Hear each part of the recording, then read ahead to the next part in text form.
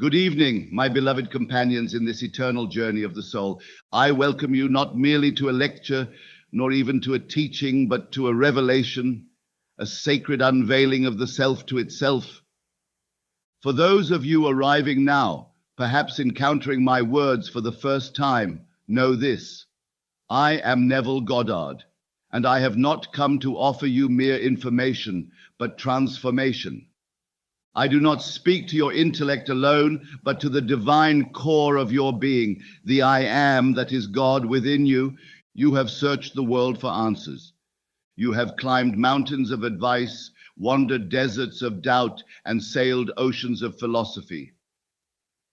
But I ask you now, with the authority of one who has seen the veil torn and the temple within revealed, have you ever imagined that just 5 minutes, a mere 5 minutes of sacred, intentional inner speech each day could dissolve your limitations, reshape your destiny, and raise you from the tomb of circumstance into the resurrection of your fulfilled self?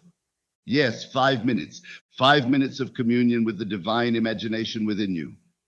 5 minutes of speaking to yourself, not as you were, not as you seem, but as you desire to be. No, as you already are in the unseen, eternal now. For this is the mystery of all mysteries. What you accept inwardly with conviction must express itself outwardly in form. Pause for a moment and listen, not to me, but to your soul. It has been whispering to you since before you had words. It has told you again and again that there is more, that you are more. And now I come to remind you of what you have always known. You are not the product of your past, nor the prisoner of your present. You are the operant power. You are imagination clothed in flesh. And through the sacred act of inner speech, you shape the clay of your reality. In the beginning was the Word, says the Gospel of John, not a word uttered by lips, but the eternal word spoken within. This word was with God, and this word was God. And you, my dear friend, speak that word every time you converse with yourself. Each inner dialogue is a creation, a decree, a seed cast into the fertile soil of consciousness. And the world you see, the life you live, is but the harvest of those silent utterances. Now perhaps you wonder how so little could accomplish so much. 5 minutes, 5 mere minutes a day. But I say unto you, it is not the length of time that matters, but the quality of your conviction. For in those 5 minutes, if you will speak to yourself as the fulfilled version of who you long to be, with feeling, with faith, with the unshakable assumption that it is already done, you will set in motion a pattern so profound that the very structure of your world must realign itself to reflect your new inner truth. This is no idle claim. It is law, immutable, divine, and universal. The same law that brings dawn after night, spring after winter, resurrection after crucifixion. For what you accept as true of yourself in the sanctuary of your imagination must, by the eternal law of consciousness, appear in the world of Caesar. But listen to me now with the ear behind the ear, for I am not speaking of vain affirmations or wishful thinking. I am speaking of assuming the feeling of the wish fulfilled. To speak with yourself as one who already is healed, already is prosperous, already is loved. Not to beg, not to hope, not to plead, but to declare with the authority of God within, it is done. And so I ask you again, this time not as a rhetorical flourish, but as a sacred challenge from the divine to the divine in you. Have you ever imagined that just 5 minutes of inner dialogue could change your entire life? Imagine it now. Close your eyes, if you will. See yourself walking in the world not as one who lacks, but as one who has. Not as one seeking love, but as one who is love. Not as one hoping for healing, but as one who embodies it. What would you say to yourself? How would you speak if all things were already fulfilled? This, my friend, is not mere fantasy. It is the truest reality there is. The outer world is but a shadow, a reflection, a mirror held up to the face of your own assumptions. Therefore, change your inner speech and you will change the reflection. Change the voice you use when speaking to yourself, and your world will echo with new possibilities. I know that many of you have come here burdened by years of effort, of struggle, of waiting for signs. But I tell you this with love and divine certainty. The only sign you need is the feeling of your fulfilled desire. Let this be your new morning prayer, your evening chant, your midday refrain. I am that which I have assumed myself to be. I am. Let this conversation with yourself become holy. Let it become a temple in which you kneel each day, not to beg, but to affirm. Let your 5 minutes become 5 minutes of sacred fire, where doubt is consumed and faith rises from the ashes. And do not worry if you falter at first. Even the most powerful current begins with a single drop. But if you persist, 5 minutes each day, sincerely, earnestly, as though your very life depended on it, and indeed it does, then I promise you, the heavens will open, the curtain of illusion will tear, and the world will mirror back to you the majesty of your new belief. Begin tonight. Begin not with strain, but with surrender. Begin not with effort, but with embodiment. Close the door, withdraw from the senses, and in secret, speak to yourself as the one you desire to be. For 5 minutes a day, speak as God speaks. Speak creation into form. Speak reality into alignment. Speak yourself into being, and the world, your world, will never be the same. Let us now prepare to go deeper into the mystery. The door has been opened and the path revealed. All that remains is for you to walk it, step by sacred step, word by creative word. My dear friends, let us now dwell upon a truth so often overlooked by the hurried mind and the weary heart. Transformation is not a matter of time, but of intensity. It is not the length of your effort that bends reality to your will, but the depth of your conviction. And this is why I speak to you of 5 minutes, not as a limitation, but as a revelation. For in 5 minutes of unwavering, concentrated inner speech, you may do more to change the course of your life than in 5 years of unfocused striving. Time in the realm of spirit is but a servant. It is not the master. You have been taught by the world that progress must be slow, that results must be earned through toil and duration. But I say unto you, what takes the world decades to accomplish, the soul may achieve in a moment of radiant clarity. And that moment, when stretched by the intensity of your feeling and the certainty of your assumption, becomes the seed of eternity. 5 minutes, 5 sacred minutes. Why so little? Because when the eye of the soul is single, the whole body is full of light. When the focus of your inner conversation is laser sharp, when it is saturated with the fragrance of fulfilled desire, then those 5 minutes become the furnace of creation. It is not the ticking of the clock that matters, but the burning of the heart. The world will tell you to hustle, to grind, to fill your day with endless efforts. But I invite you to enter the stillness where the true work is done. It is not the many words spoken aloud that reshape destiny. It is the silent word spoken within, believed deeply, felt fully, and repeated consistently. That word charged with feeling spoken from the end is the word of God, and it shall not return void. And you may ask, how can so little effort yield such mighty fruit? And I would answer with the law that governs all manifestation. What you feel as true consistently becomes your experience. And the subconscious mind, that holy womb of creation, does not require hours of instruction. It responds, rather, to the tone of your belief, to the emotional charge behind your assumption. 5 minutes of assuming the state of your wish fulfilled with the full acceptance that it is so carries more power than 50 minutes of half-believing murmurs. Consider this. When a spark ignites dry wood, It takes only a moment to birth a raging fire. The spark must be real, must be hot, must land upon a ready substance. So too is it with your inner speech. It must not be lifeless repetition. It must not be mechanical. It must burn with the heat of conviction. It must be alive with the sacred fire of I am. 5 minutes of this fire each day is enough. Not because 5 is a magic number in itself, but because within those 5 minutes you are doing what most never dare. You are becoming God in action. You are withdrawing from the world of appearances and claiming inwardly a higher truth. You are saying, this is who I am, not with the lips, but with the entire being. And once spoken within with power, it must be echoed without inform. Do you not see? It is not more time you need, but more sincerity. It is not repetition that transforms, but resonance. You must feel the words you speak to yourself. They must ring through your being like a sacred bell in a still cathedral. I am loved. I am healed. I am successful. If these phrases are spoken with the right intensity, the right saturation of feeling, then the law is set in motion and it cannot be undone.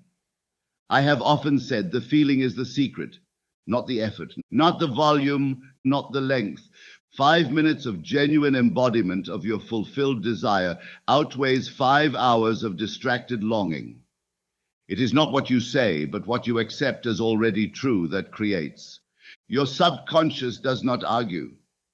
It accepts what is felt as real, and when you give it 5 minutes of your highest conviction, you fertilize the soil of your future. Let this be your holy practice, not to strive but to assume, not to beg but to embody. Withdraw from the outer world, close your eyes, and in the sacred stillness, speak to yourself as the person you have chosen to become. 5 minutes of this daily with reverence and intensity will reorder the very atoms of your world. This is not theory. This is law. You do not need more time. You need more depth. The mountain is moved not by the length of the push, but by the faith that it must move. So begin this holy discipline with boldness.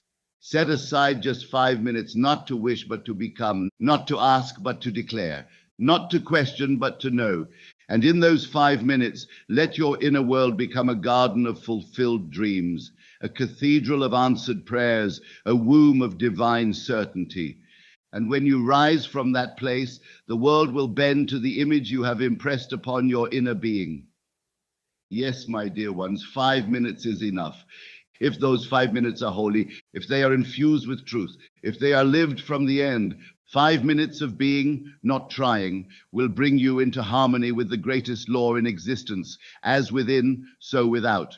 And this, I assure you, is all the time God needs. Permit me now, dear souls, to illuminate for you, if only for a moment, the vessel through which these teachings have poured.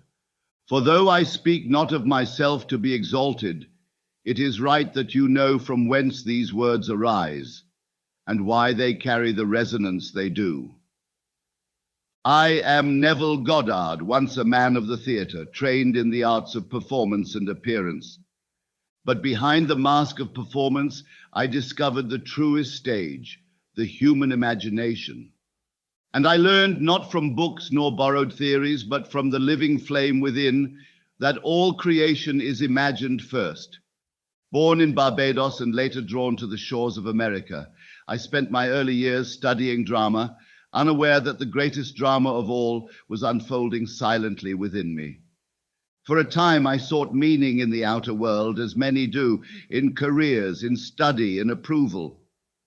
But all of that faded the moment I encountered the truth, that my own imagination was not a faculty of the mind, but God Himself in motion. And so I surrendered to that inner voice. I began not to act upon the world, but to assume within. And I discovered through relentless testing that imagining creates reality, not figuratively, not metaphorically, but lawfully, irrefutably. What I assumed to be true in the silence of my mind would echo itself out into the world with unwavering fidelity. This is the essence of the method I have come to share. Not a method born of effort or striving, but of awareness. You do not need to manipulate matter. You do not need to beg the heavens. You only need to speak within yourself with the authority of one who already is what they desire to become. This is the great truth hidden in plain sight. Your inner speech, your self-talk, your unseen mental conversations, these are the builders of your world. You are not a passive observer of life. You are the Word made flesh. And every word you speak within, be it of fear or faith, of lack or abundance, is a decree that shall not return void. Therefore, the question is not whether your inner speech is creative, it always is. The question is only this: are you conscious of what you are creating? I do not ask you to believe in some external deity dispensing fate from a throne above. I ask you to believe in the God who lives, breathes, and speaks within you, your imagination. The same imagination that allows you to rehearse a conversation before it happens, that sees you in health when your body is ill, that pictures the home before the key turns in the lock. That imagination is the creative power of the universe, and it has been entrusted to you. What you dare to assume yourself to be, with feeling, with conviction, with persistence, that you become. If you assume poverty, though the world rain gold upon you, you will find a way to return to lack.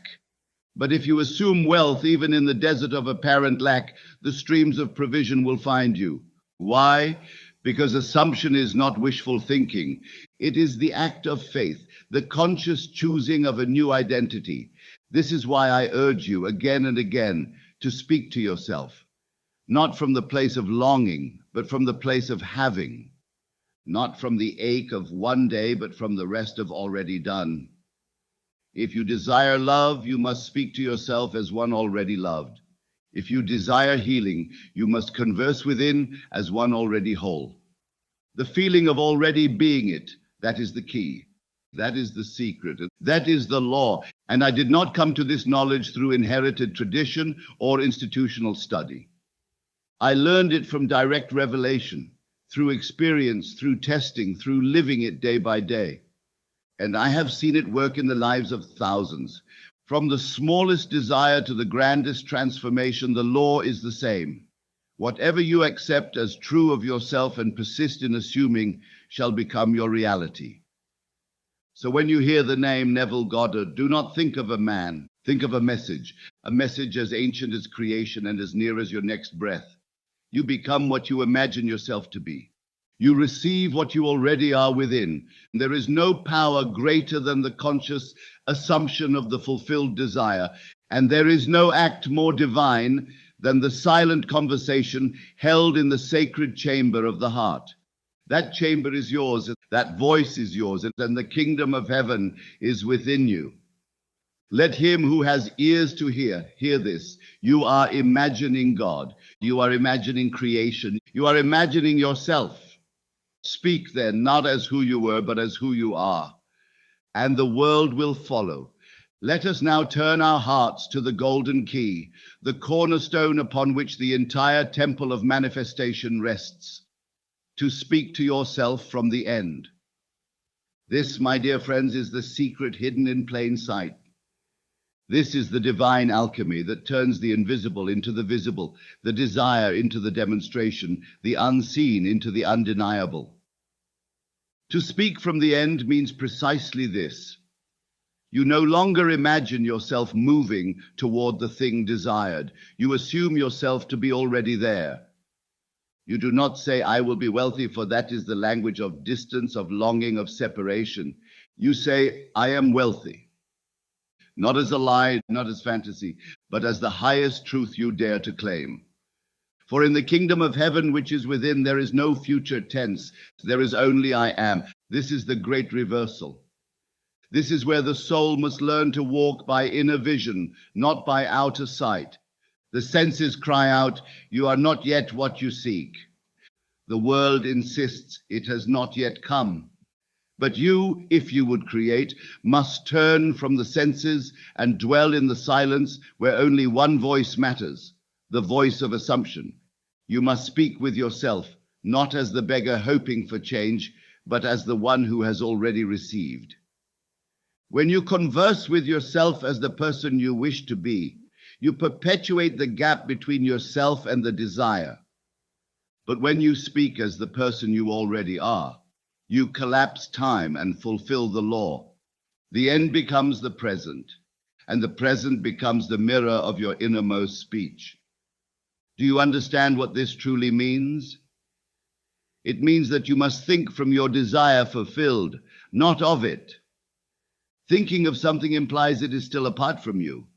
Thinking from it means you are in it, of it, one with it. It is your home, it is your atmosphere, it is your truth. It is no longer a goal, it is your identity. If you wish to be healed, do not say, "One day I will be well." That is the speech of delay. That is the whisper of a mind still married to the problem. Instead, enter into the state of health. Say within yourself, "I feel wonderful. My body is radiant, strong, alive." And feel it, not later, but now. Feel it so vividly that the old state can no longer cling to your being. If you long for love, do not say, "I hope someone will love me." That is the echo of lack. Speak as one already beloved. I am cherished, I am valued, I am joyously connected. Feel those words not as wishful hopes, but as living facts. See the smile on your beloved's face. Feel the warmth of their presence. Rest in the sweetness of already being loved. This is not pretending. This is not delusion. This is the most sacred form of prayer, the prayer of assumption. For God does not respond to your words. He responds to your state. And your state is shaped by what you accept as true right now. When you say, "I am," you invoke the name of the infinite. When you say, "I will be," you cast the blessing into the realm of maybe. Speak from the end, and the end shall begin to speak back. But let me warn you with love. The words alone are not enough. Many have repeated the phrases, "I am wealthy, I am loved, I am successful," only to find nothing changing. Why? Because the words were not clothed in feeling. They were hollow shells, uninhabited by belief. The subconscious, the womb of creation, accepts only what feels natural. This is why I say again and again, feeling is the secret, not just the words, not even the images, but the deep, unshakable naturalness of the state you assume. To say I am prosperous and feel awkward, uncertain, or false is to sow a seed into barren soil. But to say it and feel it deep in your belly, in your breath, in your posture, in your presence, that is to water it with divine assurance. The feeling must be familiar. It must feel like home. And how does one make it familiar? By dwelling in it, by revisiting the state throughout the day, by closing your eyes and living in the scene that would follow the fulfillment of your desire. Not striving to make it real, but resting in the knowing that it already is. You see, my friends, there is no power in the future. The power is now. And when you speak to yourself from the end, you seize eternity in the present moment. You declare it is finished, even before the senses offer their confirmation. And it is this boldness, this holy audacity, that invokes the law of assumption into movement. Let me tell you plainly, no one and nothing stands between you and your desire, but your refusal to assume it already yours. No one can deny you but your own unwillingness to feel it as natural. And no one can bring it to pass but you, for you are the operant power. It does not matter what others say. It does not matter what the world presents. The only thing that matters is your inner stance. So speak from the end, live from the end, breathe from the end. Make your inner conversation a rehearsal of victory, not a commentary on delay. Let every word spoken within be the word made flesh.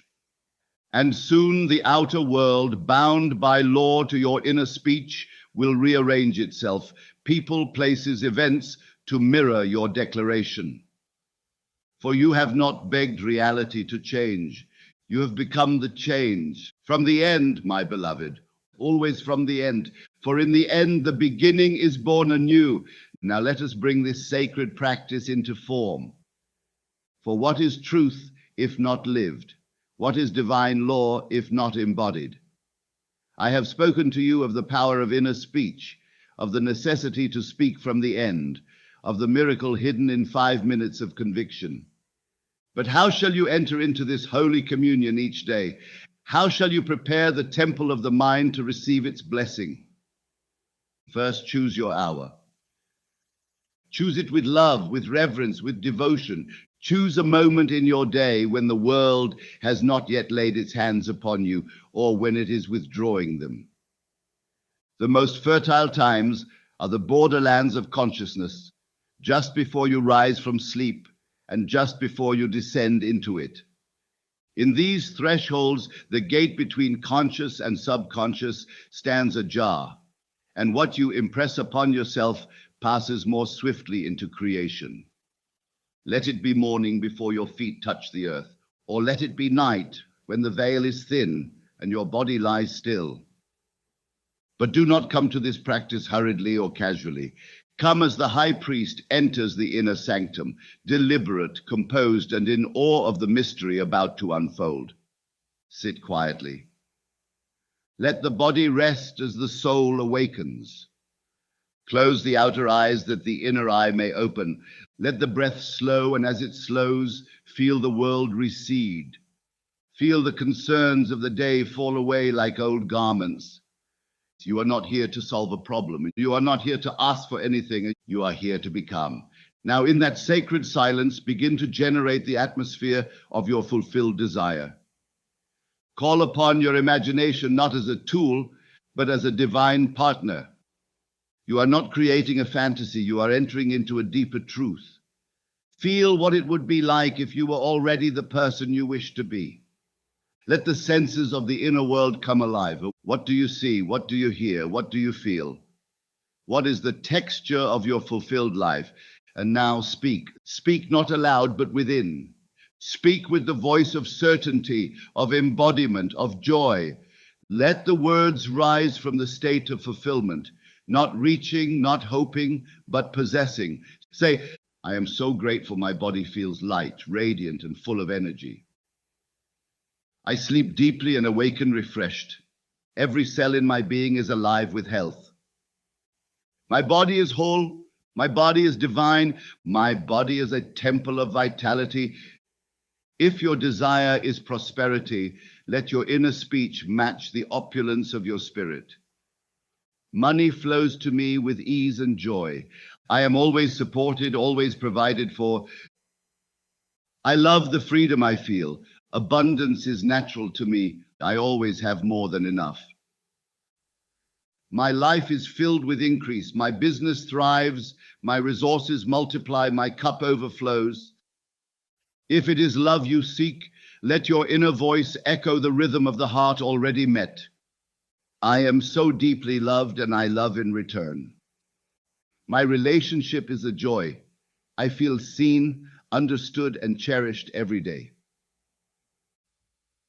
We laugh together, grow together, and share a bond that is rich and sacred. And if your desire is success, purpose, influence, then speak from that stage already ascended. My work is meaningful and prosperous. I wake each day excited to create. I move through life with clarity and confidence. Doors open before me with ease. Everything I touch prospers. I am trusted, respected, and celebrated in my field. Do not memorize these words. Let them be your starting point, your inspiration. What matters is not their poetry, but their feeling. Speak as one who already has, already is, already lives the truth you once only dreamed. And when you speak these inner words, feel them. Let your heart swell with the joy of their reality. Smile, not because you are pretending, but because your soul recognizes its reflection. Let your body respond. Sit taller, breathe deeper. You are not imagining something to come. You are inhabiting the moment that already is. These 5 minutes, if done sincerely, wholeheartedly, consistently, will alter the course of your days. They will shift your self-concept and your self-concept is the seed of all experience. Every relationship, every opportunity, every condition you face springs from what you believe yourself to be. So do not approach these 5 minutes as a task, but as a return to your true self, a reunion with the God within. Let your inner speech be your sanctuary. Let it be your altar. Let it be your resurrection. And when the 5 minutes pass, do not grieve them. Carry the feeling with you like a fragrance on your skin. Let it inform your walk, your tone, your gaze. Let your outer life become an echo of your inner word. Remember, you do not get what you want. You do not get what you beg for. You get what you are, and you become what you consistently feel yourself to be.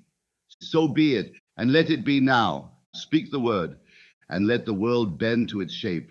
My beloved friends, I tell you now with a voice firm and gentle, a voice echoing across the centuries of the soul's journey, mere words are not enough. You may speak the most elegant affirmations, you may recite the most poetic declarations, you may repeat phrases from dawn to dusk.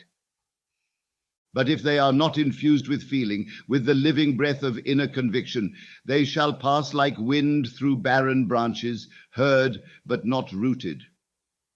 The true power of inner speech lies not in its syntax, but in its spirit. It is not the sound of the word, but the sensation it summons. For what you feel, you impress. And what you impress upon the subconscious, that holy womb of being, shall be born into form. This is the sacred law. Feeling is the secret. Words are but vessels. Without feeling, they are hollow, empty boats adrift upon the sea of consciousness. But the moment you fill them with gratitude, with joy, with the subtle knowing that it is already so, then those same words become arcs, carrying you safely from one state of being into another. And your world, obedient as always to your inner world, must reflect the new direction of your heart. So I ask you now, not as a teacher, but as your brother in spirit, how do you feel when you speak within? Are you merely saying, I am successful, while feeling doubt? Are you repeating, I am loved, while feeling loneliness? This contradiction is the reason your world remains unchanged. For the subconscious mind hears not what your lips utter, but what your soul whispers in sensation. Let us correct this not with struggle, but with sincerity. Let us now go deeper, not into language, but into experience. Close your eyes, withdraw from the outer. And now imagine you have received the long-awaited call. The offer has come. The position is yours. The job you dreamed of is now your reality. Hear the voice on the other end of the line. Congratulations, we're thrilled to welcome you aboard. Feel the way your chest rises, the way your breath deepens, the way your shoulders relax. Let the corners of your mouth lift, not as performance, but as truth remembered. You are employed, not in theory, not in hope, but in fact. What changes in you? How does this shift affect the rhythm of your thoughts? Are you still rehearsing fears, or are you now imagining your first day, planning your wardrobe, picturing your name on the office door? This is the holy difference. It is not the phrase, I have my dream job, that creates. It is the emotional signature of having it, the mood of fulfillment, the climate of being. That inner state, when felt with naturalness, becomes the new command, the new decree, the new law. You must live in the feeling of the wish fulfilled, not just think about it. This is the sacred paradox. When you feel it as real, before it appears, it must appear. But if you wait to feel until it manifests, it never shall. Because feeling is not the result, it is the cause. Gratitude is one of the most powerful feelings to inhabit. Why? Because gratitude implies reception. You do not give thanks for what you lack. You give thanks for what is already yours. So when you practice your 5 sacred minutes of inner speech, do not simply say, I am abundant. Say thank you. And let that thank you rise from the marrow of your bones. Let it be the thank you of one who has touched the promise, not the plea of one still waiting. I am so grateful for this life I now live. I am overwhelmed with joy. Everything worked out perfectly. I feel such peace knowing I am exactly where I'm meant to be. Say it, but more than that, feel it, wear it, live it. Let the words become flesh through sensation. Let the imagined moment impress itself upon your nervous system until it becomes indistinguishable from reality. Ask yourself, if this were true, how would I feel right now? Would you walk differently? Then walk that way. Would you breathe deeper? Then breathe so. Would you smile more easily? Then let it rise. This is not deception. This is alignment. You are bringing your body, your thoughts, your inner world into harmony with the state desired. And that harmony is the magnet that draws the unseen into visibility. This is the sacred art to feel before you see, to praise before you touch, to smile before you hear the applause. And in doing so, you create the condition that makes all of it inevitable. So speak, yes, but speak with feeling. Imagine, yes, but imagine with texture, with scent, with sound, with pulse. Assume the state not with your lips, but with your life, and the law shall obey your vibration. For it was written before time, and it remains true now. According to your faith, your feeling, it is done unto you. Let the words live, let them breathe. Let them dance in your body, and they will soon dance in your world.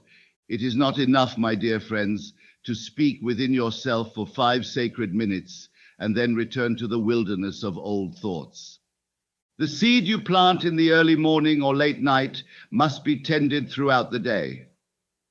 The impression made in stillness must be reinforced in motion. For though the 5 minutes are mighty, their power is multiplied by your vigilance in the remaining hours.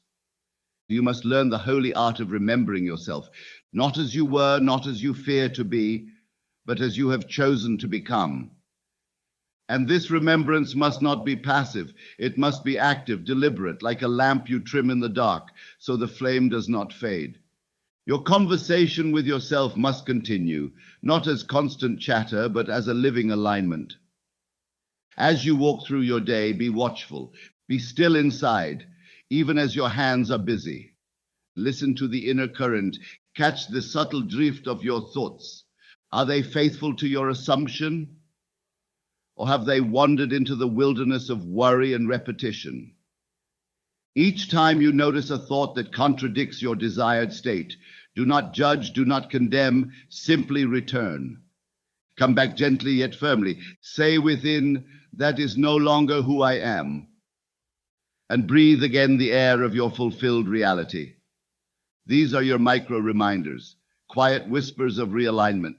When you feel anxiety, remember, I am safe, I am provided for. When you catch yourself doubting, affirm, it is done. All is unfolding perfectly. When you sense yourself shrinking, declare, I am the one who already has. I am the one who already is. Let your body be a tool of remembrance. Touch your chest and say inwardly, here lives my fulfilled self. Place a hand on your heart and feel gratitude wash over you for what is already yours in the realm unseen.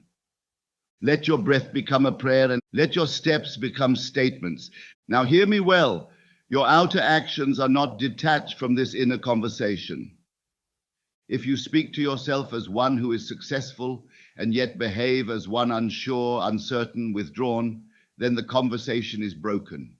There is disharmony in the symphony of your being, but if you maintain your inner identity, your outer actions will follow in kind.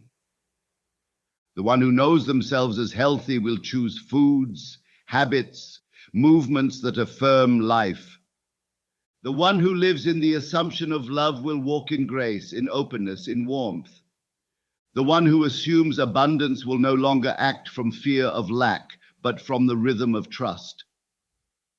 You need not force these behaviors. They will emerge naturally from your state, because being always expresses itself in doing. The tree does not strain to bear fruit, it simply reflects its nature. And so must you. This is why it is essential to protect your state, not only in your meditative moments, but in the marketplace, the workplace, the dinner table, the silence of a waiting room. In every moment of your day, you are either reinforcing the new self or slipping into the old. There is no neutral ground. There is no harmless thought. Yet do not let this burden you. Let it empower you. For each moment is a holy invitation. Each thought is a new choice. Each breath is a chance to return to the end you have chosen. And the more often you return, the more quickly the old identity withers.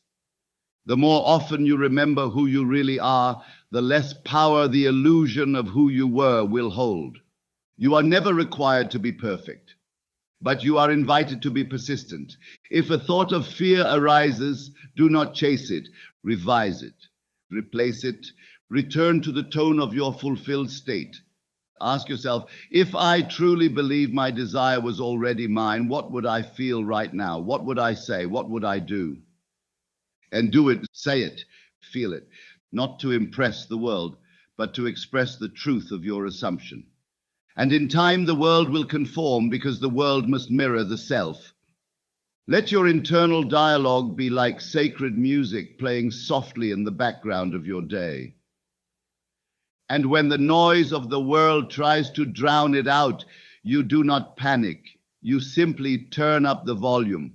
You return to your true melody again and again and again, for your outer world is not separate from your inner speech. It is its outpicturing. It is its echo. And every moment you align your inner tone with your fulfilled state, the echo becomes stronger, clearer, louder. So live these 5 minutes not as a practice that begins and ends, but as a center point, a wellspring from which your whole day may drink. Carry the state with you as a garment, speak from it, act from it, breathe from it. And soon your entire life will take the shape of your internal self-conversation, redeemed, transformed, and renewed.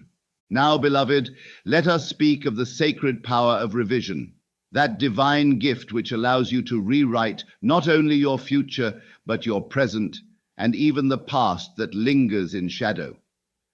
For you are not a slave to memory. You are not condemned to repeat the story of pain, failure, or limitation. You are the author, and at any moment you may pick up the pen anew and correct the script of your life. Every thought you think is creative. Every word you speak within is a seed. And so, when a thought arises that contradicts your chosen state, be it fear, doubt, guilt, or unworthiness, you must act not with despair, but with dominion. Do not linger in the presence of the lie. Do not nurse the old identity. Instead, revise immediately. This is not repression, it is recreation. You are not pretending that the thought did not arise. You are affirming that it holds no power over who you now know yourself to be. When you catch yourself thinking, I'll never succeed, do not let that thought root itself. Cut it off and replace it with, I always find my way. Success is my nature. If you find yourself thinking, I'm always alone, replace it instantly. I am loved. I am surrounded by warmth and connection. Do this with swiftness and sincerity. For the longer you allow the old thought to live, the more it colors your state, and your state is your destiny. This, my friends, is the practice of spiritual self-discipline, not to control the world, but to govern the self. To hold dominion over the inner kingdom is to become king over the outer one. And you do this not with violence, but with vision, with gentleness, but also with power. Throughout the day, become the guardian of your mental temple. At the first sign of sabotage, revise. If someone speaks a word of doubt to you, do not argue outwardly, but within say, that does not apply to me. I am always favored. I live under grace. If a circumstance appears to deny your assumption, say within yourself, this too is part of the bridge to my desire. All things are working for me now. But let us go even further, for there is another deeper way to employ this holy gift, a ritual I call the revision of the day. Each evening before sleep overtakes you, take a few moments to reflect, not as the world teaches, to rehearse your regrets, to wallow in disappointment, but to rewrite the events of the day in accordance with your wish fulfilled. Close your eyes. Return in imagination to the scenes that troubled you. Perhaps someone spoke harshly to you. Perhaps you stumbled in fear. Perhaps you missed an opportunity or reacted with impatience. Do not carry that into the night. Instead, revise it. See the conversation go differently. Hear the words you wish they had said. Feel your calm response, your confident tone. Replay the scene as your ideal self would have lived it, and feel that new version as true. Not as fantasy, but as the memory you now choose to hold. This is not denial, it is spiritual authorship. You are not the victim of events. You are their creator, and revision is the tool by which you reclaim your authority. The past is not fixed. It is fluid because you are consciousness, and consciousness is not bound by time. As you revise, you impress a new pattern upon the subconscious. You cleanse the emotional residue of the undesired experience, and you reinforce the identity you are now assuming. And the outer world, obedient as ever, will begin to reflect not the facts of what was, but the truth of what you now declare.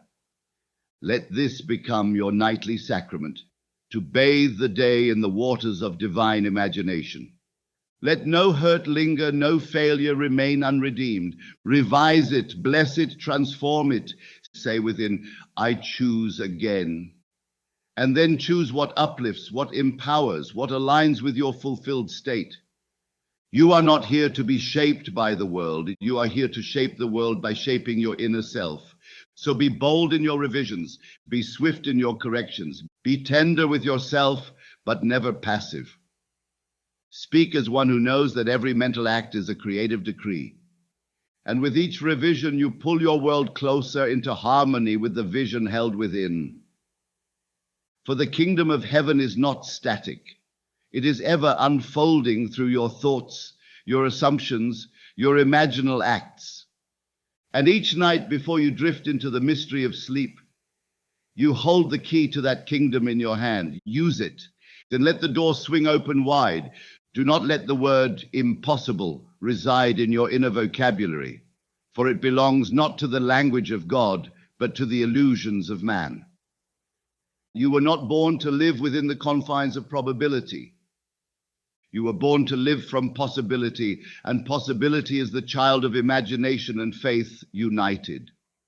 I have told you before, and I declare it again, nothing is impossible to consciousness, and consciousness is all that you are. So many of you come burdened by what the world calls realistic thinking. You have been taught to measure your dreams by statistics, to judge your desires by logic, to weigh your hopes against past failures. But what is logic to the infinite? What is history to the one who creates anew in every moment? What is probability to the creator of laws? The world says, be reasonable, but I say unto you, be redeemed. Redeemed from the tyranny of evidence, redeemed from the chains of limitation, redeemed by the simple, radiant act of assuming the end. For every external miracle begins as an internal movement. You do not change your world by effort. You do not shift outcomes by struggle. You do so by entering the state of the wish fulfilled and remaining there, not for a second, but as a way of being. The impossible yields only to those who dare to live as if their miracle were already complete. Let me remind you of David, the shepherd boy. To the outer eye, what chance had he against the giant? No sword, no armor, no status. And yet, when he stepped onto the field of battle, he spoke not as one who might prevail, but as one who had already been given the victory. This day, he said, the Lord will deliver thee into my hand. That was not a hopeful forecast. It was an assumption of fulfillment. He had already seen the stone strike its mark in imagination. He had already rehearsed victory in the silence of his spirit, and the outer world bowed to the truth of his inner stance. Or consider Moses standing before a sea with no bridge, pursued by an army with no mercy. To the reasoning mind, there was no way forward. But Moses acted from the end. He raised his rod not as an act of desperation, but as a gesture of certainty. And the waters parted, not because he begged, but because he believed.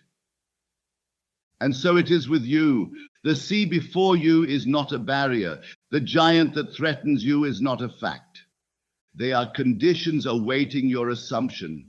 They are shadows awaiting the light of your inner decree. You do not conquer them by wrestling with appearances. You transcend them by entering the state in which they no longer exist. This is the radical, immutable law of assumption. Your internal state is the cause. The external world is the effect. And no matter how vast the gap between what you now see and what you desire, the bridge to it begins the moment you assume it is already yours. You say, but Neville, this dream feels too big. The odds are stacked against me. And I tell you, there are no odds in God. There is only I am. And if you can say within yourself, I am that, and feel it as real, the universe must reconfigure to reflect your claim. History is replete with the stories of men and women who defied the plausible. But look closely, and you will see they did not do so by brute force or cunning intellect. They did so by belief. They assumed what others feared to hope. They lived in the state of already having, already being, already done. And the world, which so reveres facts and figures, had no choice but to follow the blueprint laid out in spirit. Do not ask, is this possible? Ask only, can I feel it real? Do not measure your vision against your past, your resources, your education, or your surroundings. None of these are the source. The source is your consciousness, and it lacks nothing. If you wish to be healed, do not ask what the doctor believes. Ask what you believe. If you desire prosperity, do not ask what the economy allows. Ask what your inner state permits. If you long for love, do not ask whether someone will choose you. Choose yourself, and the world will reflect that sacred decision. Nothing is too great, nothing is beyond reach, for you are not attempting to cause the impossible. You are choosing to dwell in the end, and the end contains within it the power to organize the means. The only barrier is belief in the barrier. So I say unto you now, revise your definition of what is possible. Tear it up, burn it, begin again, not from what you've known, but from what you desire. That is your permission slip. That is your inheritance. The God within you knows no limitation, no distance, no delay, only assumption and manifestation. You may walk on water if you walk not by sight, but by inner vision. You may raise what is dead, be it hope, love, health, or joy, if you speak to it as though it lives. For the tomb was never the end, but the threshold of transformation. And what is true of Christ is true of you. If you will claim it, you are not here to obey circumstance, and you are here to command it gently, silently, inwardly. Speak as one who knows the end. Think as one who already is. Feel as one who no longer doubts. And the world, as it always does, will conform to the word that you made flesh. The power of this practice is not in its grandeur, but in its consistency. The world would have you believe that only mighty acts yield mighty results. But I tell you, 5 minutes, only 5, if performed daily with sincerity, focus, and feeling, will accomplish what years of scattered striving cannot. It is not the intensity of the flame that sustains the temple, but the faithfulness of its keeping. Day by day, moment by moment, you build the inner altar on which your world is transformed. And yet some of you may say, I do it, Neville, but I do not see the change. Then I ask you, do you persist? Do you return to the state each day as to a sacred dwelling, or do you abandon it when the winds of doubt rise? For the law is faithful to the one who is faithful to the law. You must nurture your inner state as a gardener tends to his seed, not digging it up in impatience, but watering it with quiet trust, sheltering it from the storm of outer evidence, and believing it will bloom in its season. Make it your vow, then, 5 minutes a day, every day, without fail. Not as a duty, but as a devotion. As you wake and before you sleep, return to your true self, the one who already is all that the heart desires. Speak the words of fulfillment, feel the tones of completion.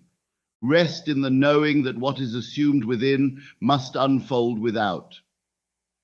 This repetition, this sacred rhythm, creates a groove in the subconscious, a track upon which the train of manifestation must run. And as you persist, do not look first for the mountain to move. Look for the signs within, the change in your mood, the shift in your posture, the new ease with which you think of yourself as fulfilled. These are the first blossoms. These are the sacred confirmations. And from these inner signs, the outer evidence shall surely follow. Begin with small things, not because they are more possible, but because your belief is more prepared. Desire a compliment, a call, a coincidence, something simple yet specific. Create it in imagination, feel it real, and then let it go, not with anxiety, but with expectancy. And when it appears as it must, take note, rejoice, for the law is confirmed in experience. And as your confidence deepens, so may your vision move from the modest to the magnificent. You are not scaling a ladder, you are awakening to identity. There is no hierarchy of miracles to the one who lives from the end. All things are equal to imagination. The dream of a parking space and the dream of healing the body both bow before the one who assumes. But consistency is your covenant. For what you do daily, you become. Each day you speak as your fulfilled self. You impress upon the subconscious a new command. And the subconscious, ever obedient, will build the world in your image. Not perhaps, not possibly, inevitably. So do not despise the simplicity of 5 minutes. Do not belittle the quiet act of speaking to yourself with faith. These are the seeds that move mountains, and these are the whispers that part seas. These are the habits that make holy your everyday. Remain with it, return to it, rejoice in it. For the work is not in effort, but in being.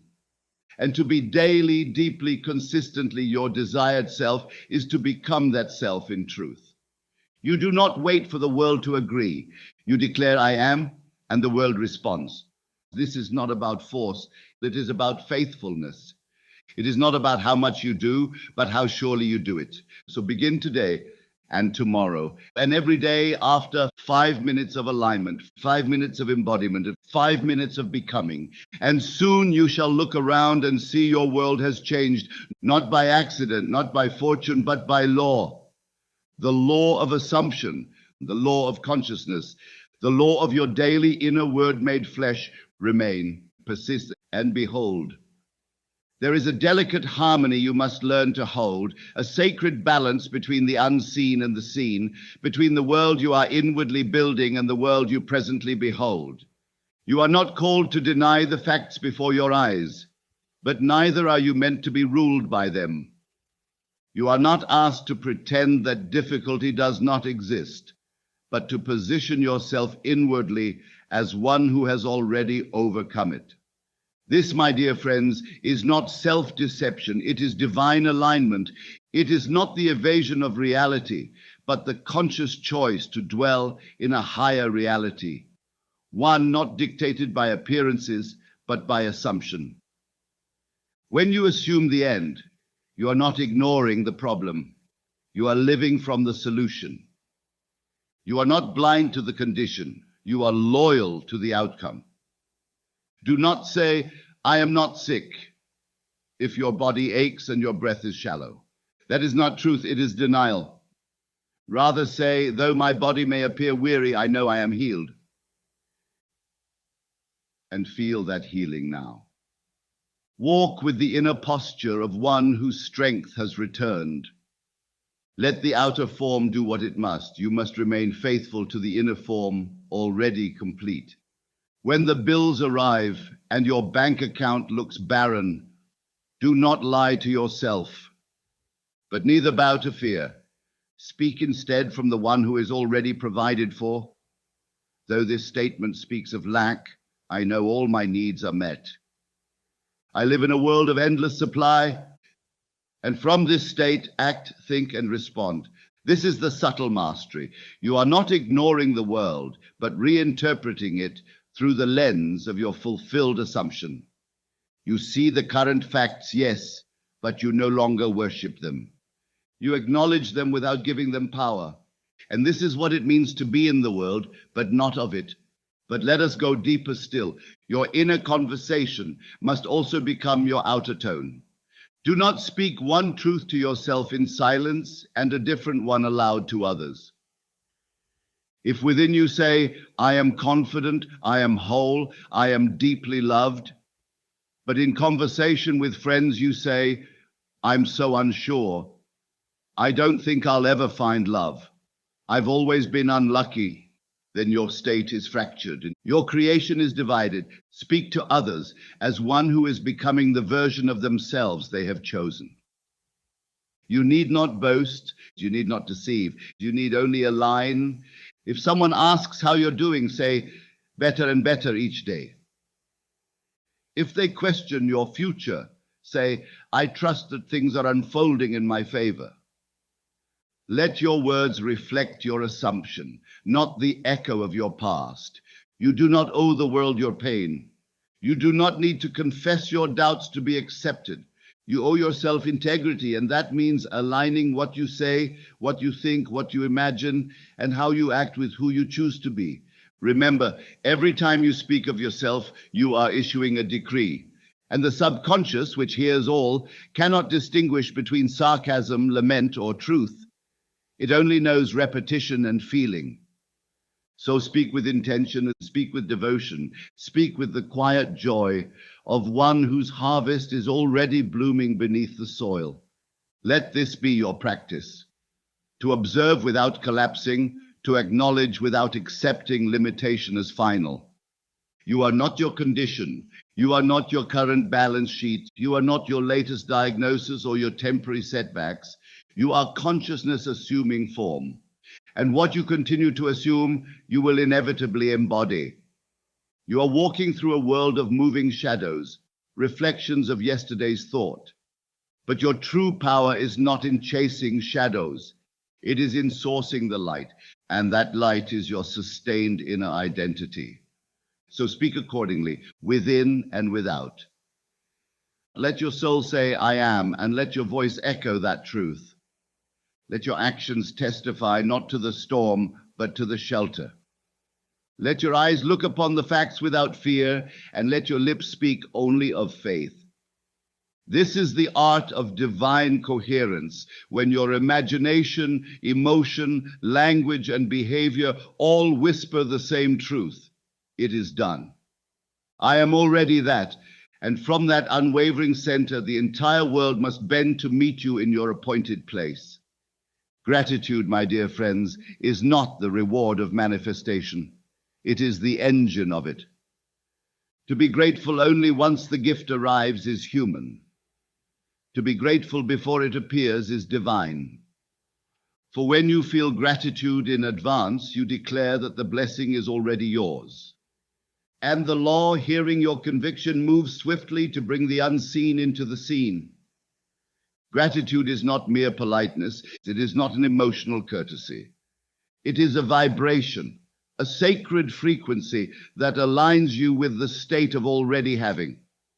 To say thank you not as wishful thinking, but as a reverent acknowledgement of that which already is in the realm of consciousness, is to invite the world to conform to your inner thanksgiving. This is why I urge you. Let every one of your 5 sacred minutes be wrapped in the atmosphere of gratitude, not the anxious gratitude of one still hoping, but the quiet, radiant thanksgiving of one who knows the door has already opened, even if it has not yet swung wide. Who knows the healing has already occurred, though the symptoms may linger.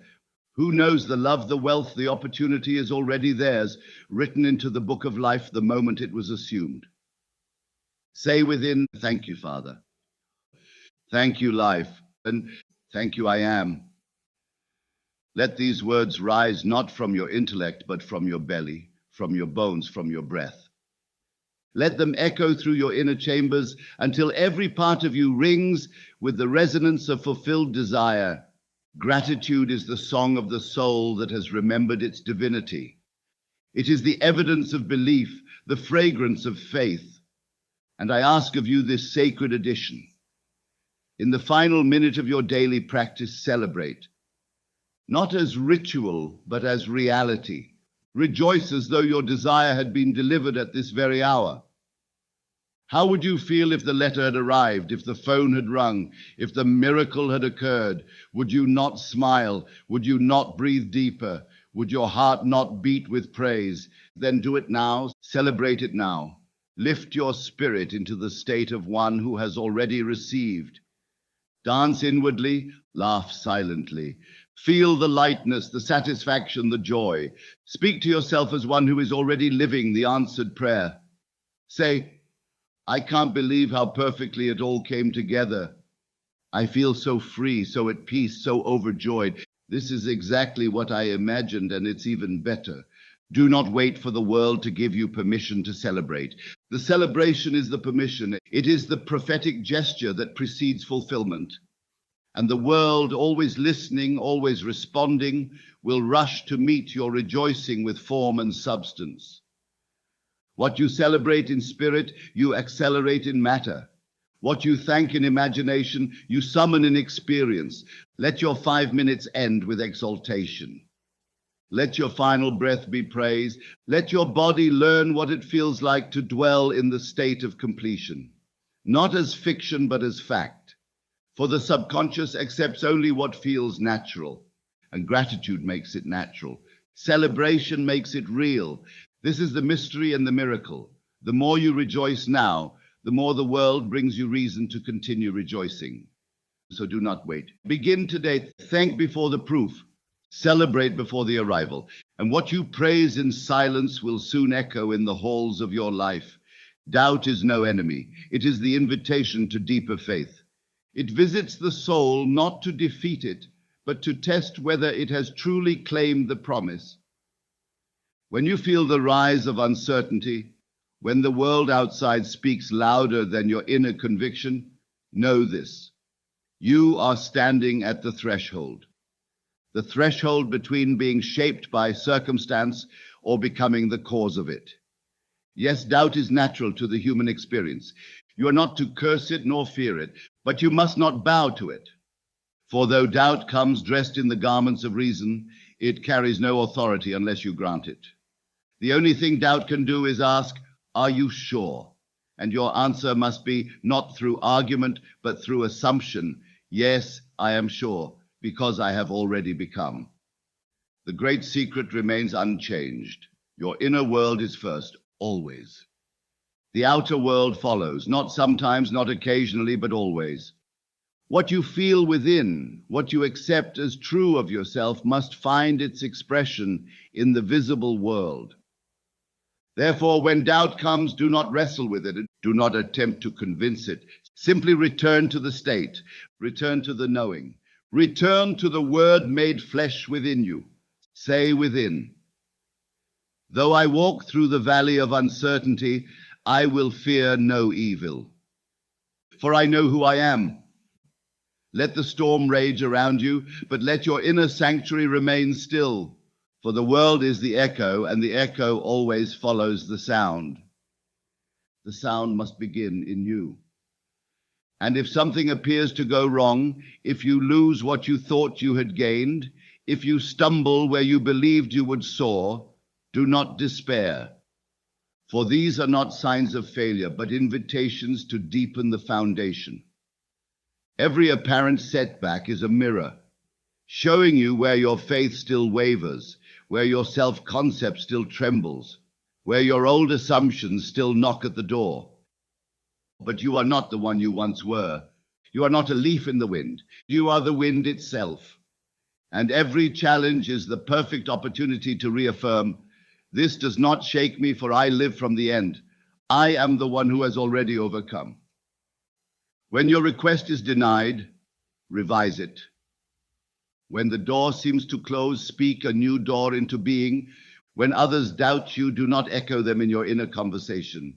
You need no approval. You need only fidelity to your vision. If you persist in assuming your desire is already fulfilled, the world must obey. So transform each obstacle into a stepping stone.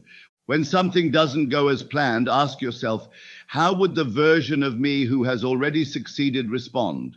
And then live from that place. Reclaim the scene in imagination, feel it anew, and go on, not shaken, but strengthened. Faith is not the absence of doubt. It is the refusal to live by it. Faith does not require perfect certainty. It only requires persistence. You do not need to extinguish every whisper of fear. You only need to refuse to surrender your inner identity to it. For your true self, the one formed in imagination, clothed in assumption, alive in feeling, is untouched by outer conditions. And when you return to that self, even after a moment of faltering, you reignite the current of creation. So bless the doubt as it rises. Let it remind you to choose again. Let it turn your gaze inward where the truth remains unshaken. Say within, though I do not yet see it, I know it is mine. I do not require the world to convince me. I have already convinced myself. This is the path of mastery. Not the absence of challenge, but the power to re-choose the state of fulfillment in the presence of contradiction. Each time you return to your assumption, you strengthen the bridge. Each time you persist in the inner truth, the outer world shifts in response. You are not here to live by appearances. You are here to transform them, and you do so not by force, but by fidelity to the vision, to the feeling, to the I am that you have chosen. So when doubt whispers, you smile, you return, you reimagine, you assume, and you walk on steady, radiant, unshaken, for you know the end is already yours. There is a sacred window, a twilight gate between waking and sleep, where the soul stands poised between two worlds, the conscious and the subconscious.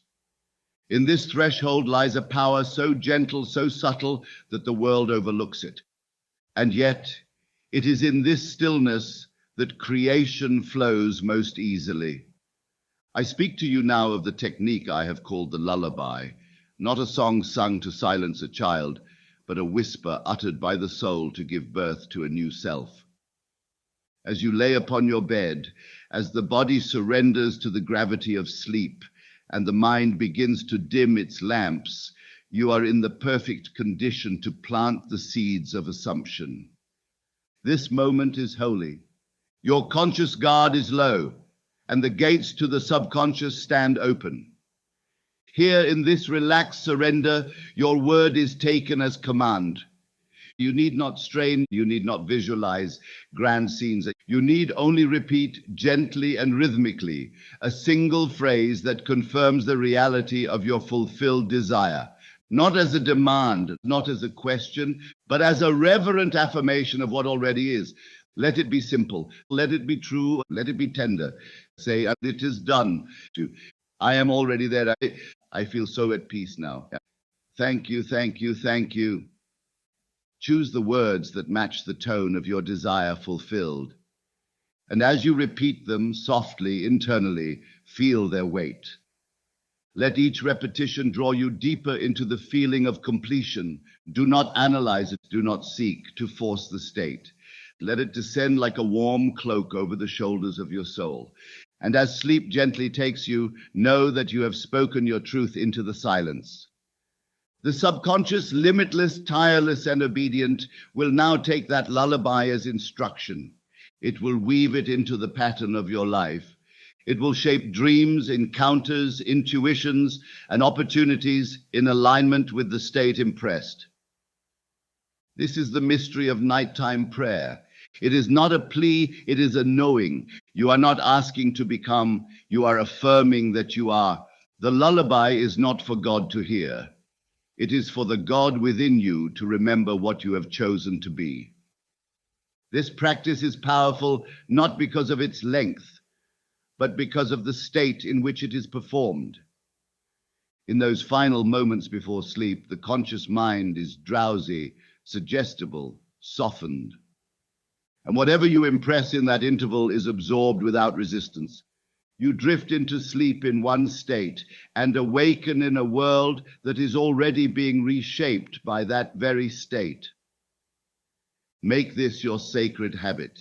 Each night, as you lay your head upon the pillow, ask not for what you want. Speak instead from the fulfillment of it.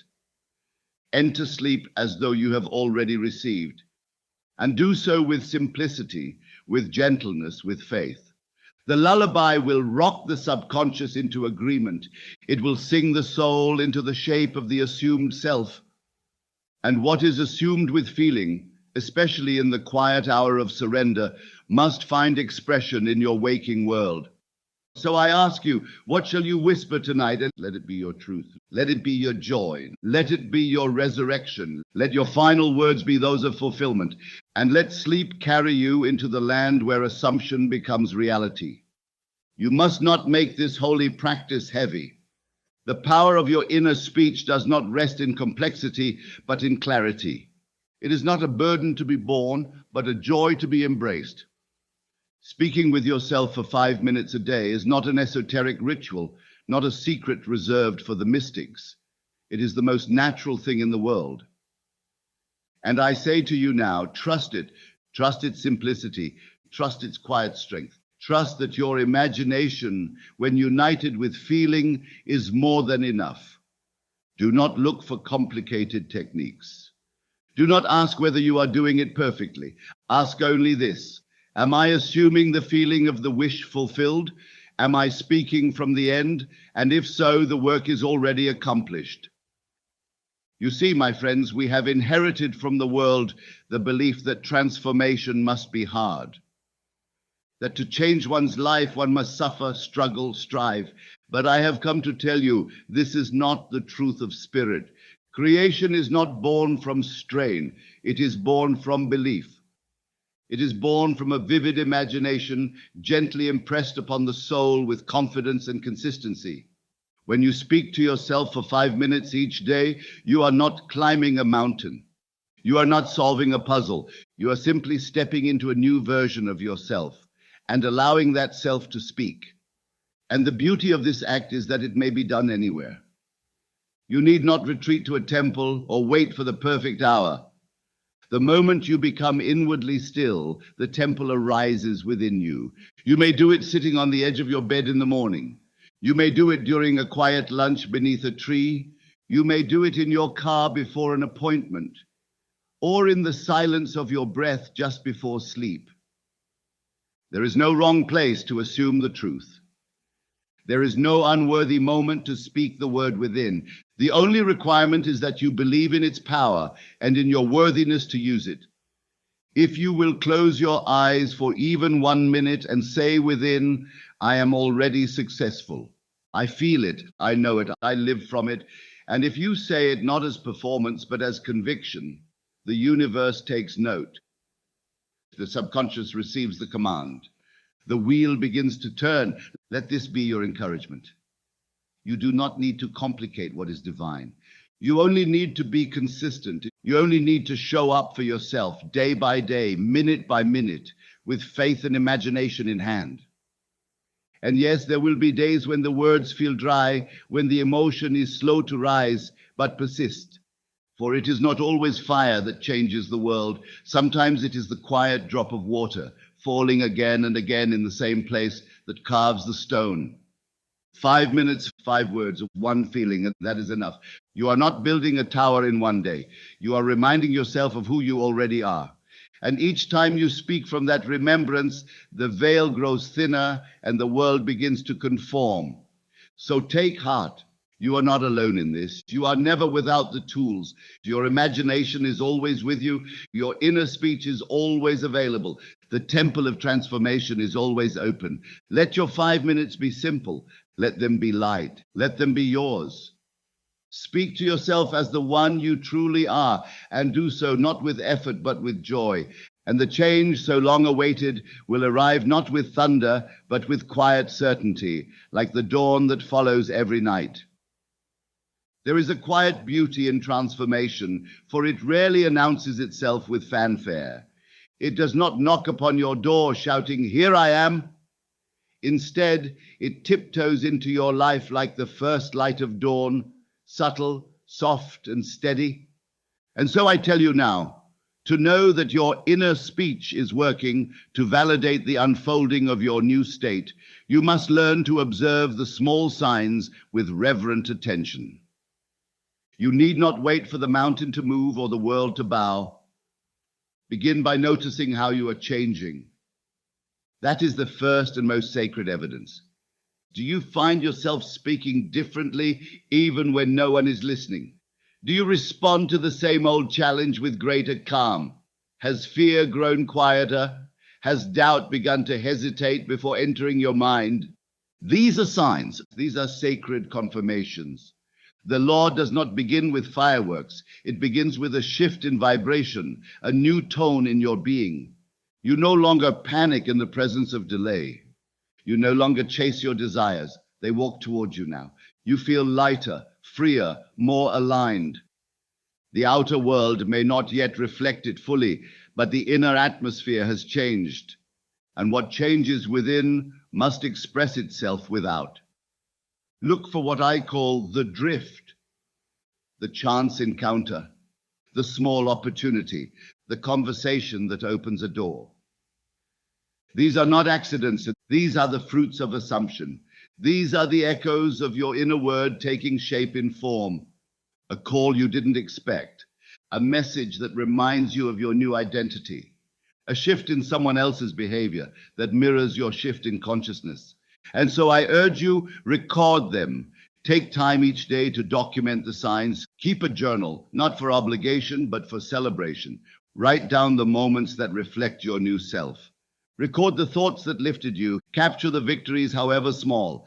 For when the mind forgets, and it will, you shall have written proof that you are advancing. You will read yesterday's joy and remember who you are today. You will see page by page that something has indeed begun.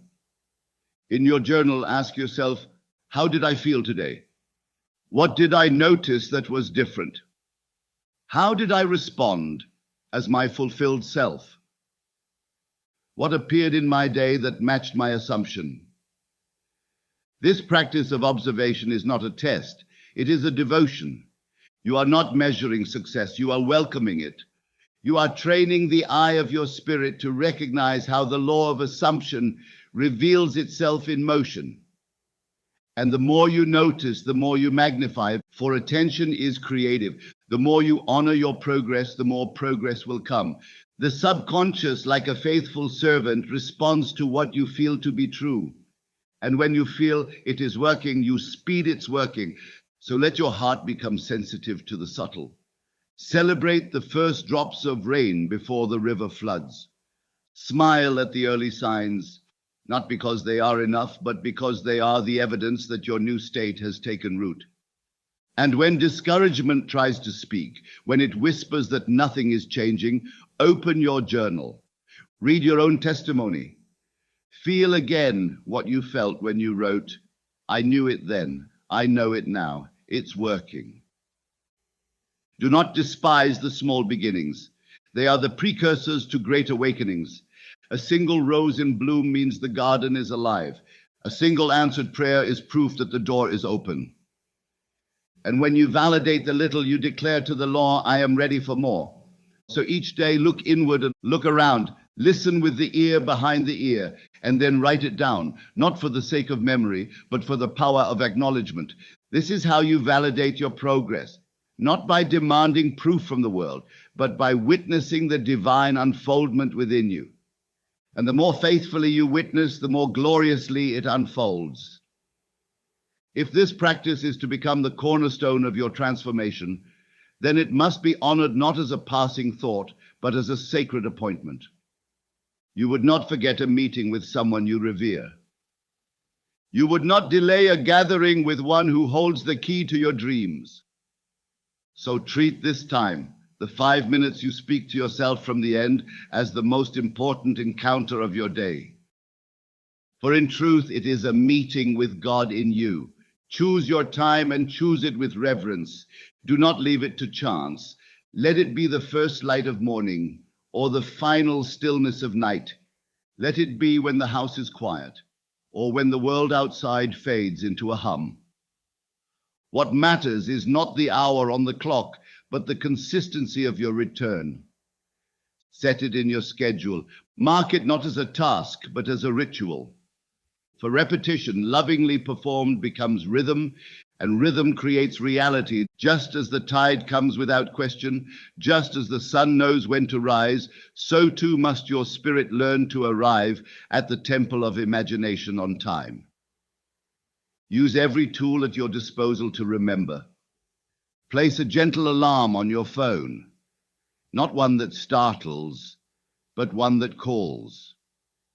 Let the sound be a chime, a reminder that the inner chamber awaits. Or leave a note on your mirror, speak from the end. A slip of paper by your bed, I am already that. A post-it on your desk, it is done. These are not decorations, they are anchors, reminders of the self you are choosing to embody. Let the mundane become holy. Let your daily life become a dance with the unseen. As you make your coffee, as you brush your teeth, as you sit at a red light, these too can be moments to remember. A deep breath, a single phrase, a quiet return to your chosen state. 5 minutes is the sacred core, but these small moments are like lanterns along the path. They guide you back again and again. And let your planning be an act of love, not labor. This is not discipline for discipline's sake. It is devotion. You are tending to the most precious garden, the garden of your inner world. And if you show up each day to water the seed, the harvest must come. Do not wait for time to find you. Create it. Do not wait for silence to offer itself. Claim it. And when the alarm rings, when the reminder appears, let your response be one of joy. Ah, here is my moment, and here is my return. Here is my divine 5 minutes. Let this moment become a non-negotiable in your day, not because you fear missing it, but because you cherish becoming. And soon it will no longer feel like something you must remember. It will feel like something you cannot live without. The world is noisy, the demands are many, but the one who rules their life is the one who returns day after day to the still point within, the place where the word is spoken and worlds are shaped. Plan it, protect it, practice it, and in doing so you declare to yourself and to the law that governs all things, I am faithful to the vision I have chosen. I am willing to show up for myself. I am worthy of the life I imagine, and so it shall be. Let us now walk together step by step through the sacred 5 minutes, a divine ritual not of complexity, but of power. A practice so simple it may be dismissed by the mind, and yet so profound it reshapes the destiny of the soul. For these 5 minutes are not merely time passed, they are reality assumed, identity claimed, creation set into motion. Begin in stillness. Let the first minute be a gentle descent into yourself. Sit, close your eyes, and bring your attention inward. Feel the breath as it enters, not forced, not mechanical, but slow, quiet, reverent. With each inhale, feel the body relax. With each exhale, let the noise of the day fade into the background. Breathe as if you are arriving home. And indeed, you are home to the center of your being, where the truth of who you are already dwells. Now, in the second minute, begin to speak within, not with doubt, not with hope, but with the steady tone of fulfillment. Say to yourself gently with conviction, I am already that. Choose your desire and speak from its end. If your longing is for health, say, I feel so alive, so well, so strong. If your heart longs for love, say, I am cherished, deeply seen, beautifully loved. If your desire is abundance, declare, money flows to me easily. I am free, I am supported. As you speak, let the third minute unfold with feeling. Do not simply recite, inhabit. Let the gratitude rise in you as if you had already received. Let the joy warm your chest, the smile touch your lips. Say within, thank you. Not to something far away, but to the God within, the I am that has already answered. Feel the satisfaction, the peace, the relief. Imagine someone congratulating you. Hear their voice. See your own face glowing with delight. You are not imagining what could be. You are remembering what already is. Now, in the fourth minute, turn your gaze to the day itself. Was there a moment that pulled you from your truth? A conversation, an emotion, a fear? Gently take it in your mind and revise it. Replay the scene, but now as your fulfilled self. How would you have responded as the one who knows they are already whole, already chosen, already prosperous? Let the scene unfold again, not in judgment, but in mastery. You are reclaiming your timeline. You are reauthoring your path. It is never too late to impress the right story. And finally, let the fifth minute be a sealing of the work. Say within, it is done. Feel the finality of it. Feel the inner applause, the silence after a completed symphony. You have spoken the word. You have felt it true. You have returned to the throne of your own being. And now let gratitude close the ritual. Thank you. Thank you. Thank you. Not for what will be, but for what already is. Let your whole being rest in the feeling of yes. Let this be your amen, your conclusion, your divine signature. And when you open your eyes, do not rush. Carry the feeling with you. Let the echo of those 5 minutes color the next hours of your day. You are not returning to the world unchanged. You are returning as the one who has remembered, the one who has claimed, the one who has become. 5 minutes, one breath, one truth, one life, transformed from within. Let me now speak to you as one who deeply desires your freedom. There are snares along this path, quiet pitfalls that can delay your harvest, not because the law has failed, but because the inner work has not yet matured. These errors are not punishments, but they are shadows, easily dispelled by the light of awareness. And so I say to you now with love and holy clarity, avoid these errors, and the way shall be made clear before you. The first and most common is this: to speak without emotion, to repeat phrases as one recites a list, lifeless, hollow, disconnected. You may say the words, I am successful, 1,000 times, but if the heart does not rise, if the breath remains shallow, if the body does not respond as though it were true, then you have spoken to the wind. The subconscious is not moved by syllables. It is moved by sensation. It is moved by belief wrapped in feeling. It is not the chant that creates, it is the conviction. Never allow your 5 minutes to become mechanical. This is not a ritual of rote memory. This is a sacred romance between you and the unseen. Speak with reverence. Speak with delight. Speak with the same joy you would feel if someone you love deeply whispered to you, it has happened. Let your words be alive. Let them be clothed in breath and beauty. And if on some days you cannot muster full emotion, then do not force it, but do not fake it. Simply return to silence, breathe, and imagine what it would feel like if you truly believed. Even a faint glimmer of feeling is enough. Even a whispered joy. For the subconscious responds not to volume, but to sincerity. The second error, and one equally subtle, is to give up too soon. To practice this art for 3 days, for 5, for a week, and when the outer world does not yet show the fruit, to declare it does not work. Oh, beloved, hear me well. It is always working. The seed you planted has not disappeared. It is gestating, unseen beneath the soil. You are not waiting in vain. You are watching the invisible become inevitable. Persistence is the price of embodiment. not effort, but continuity.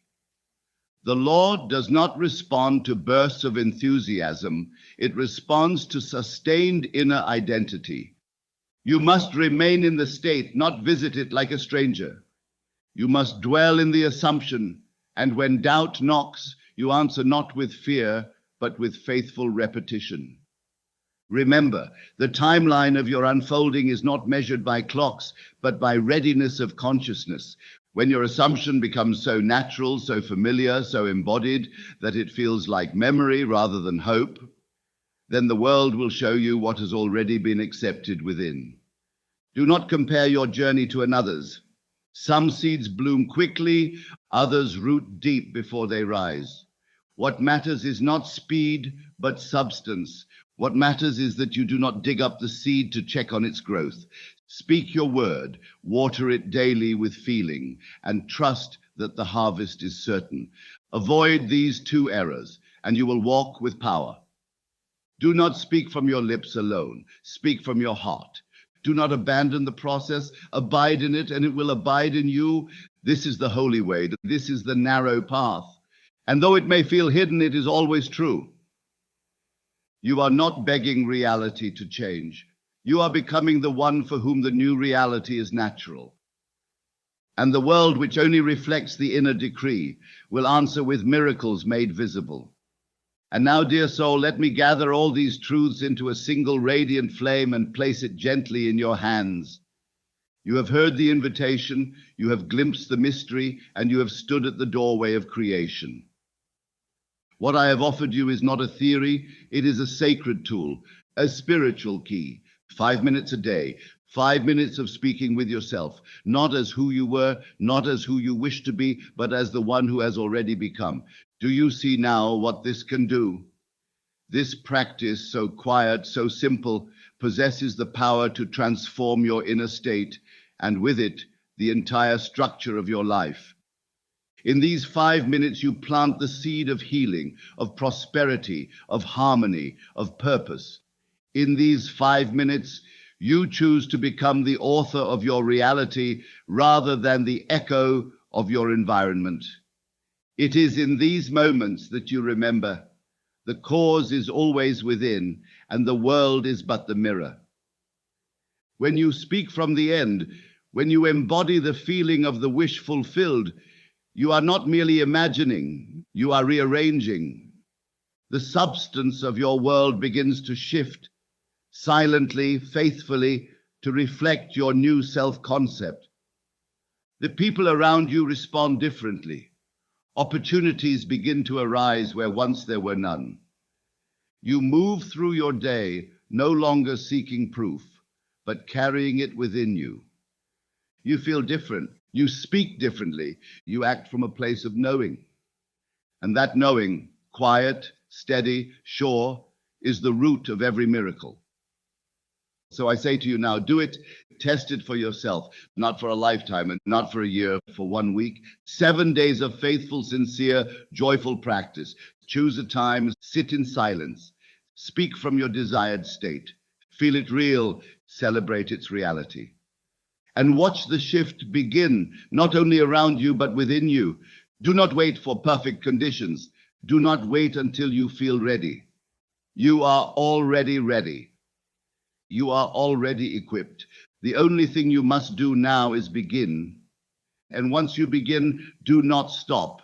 Let the days build one upon the other until the voice within becomes familiar, strong, and divine. Until your 5 minutes are no longer a practice, but a homecoming. And as you walk this path, remember always, you are the operant power. No one and nothing outside of you has the authority to decide your fate. You decide, you assume, you become. And from that becoming, a new world arises. The transformation you seek has already begun because now you know where it starts. It does not begin in changing others. It does not begin in waiting for signs. It begins with a word spoken within. It begins in the silence of 5 minutes. It begins with you. So take this gift, this simple, mighty practice, use it, honor it, guard it, and return to it daily. For in those 5 minutes, you are not merely speaking to yourself. You are conversing with God, clothed in your own voice. And the moment you say within, with feeling, I am, the universe replies, yes, you are. Go now, not to try, but to be, not to hope, but to know. And let your life day by day become the living testimony of the truth you dared to assume. It is done. You are ready. Now begin.